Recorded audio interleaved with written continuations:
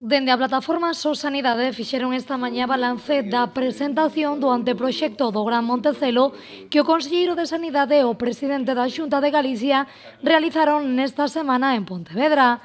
Dende esta entidade reciben como boa a noticia de que se recoñeza como a mellor opción para a sanidade de Pontevedra a ampliación de Montecelo. En segundo termo, critican que este proxecto non se levase a cabo dende hai 8 anos. En terceiro termo, a plataforma quere amosar o seu escepticismo ante este proxecto. E, en cuarto lugar, dende esta plataforma destacaron as numerosas imprecisións que, segundo eles, ten este anteproxecto, como, por exemplo, se o parking será público ou privado.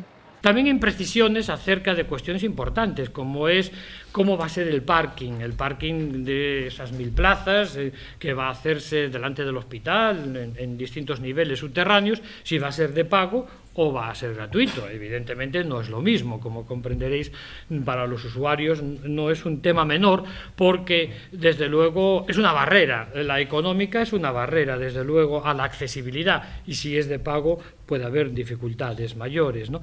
E tamén cal será o futuro do actual hospital provincial. Y por último, hay también una incertidumbre absoluta sobre el futuro del hospital provincial.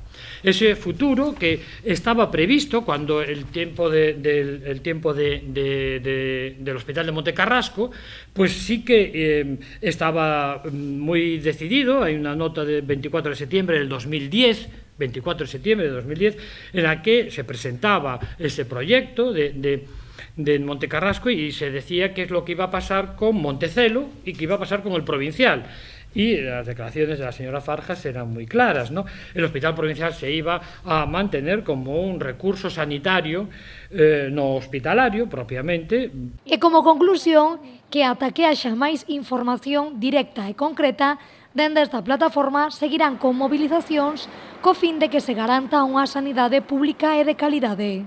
La conclusión final es que, mientras no haya una respuesta clara a las demandas de la plataforma So Sanidade Pública, esta continuará con sus movilizaciones hasta conseguir el hospital único de calidad que resuelva los problemas sanitarios del área por la que llevamos luchando tanto tiempo. A vindeira movilización terá lugar este venres día 13 ás 8:30 da tarde diante do Hospital Provincial de Pontevedra.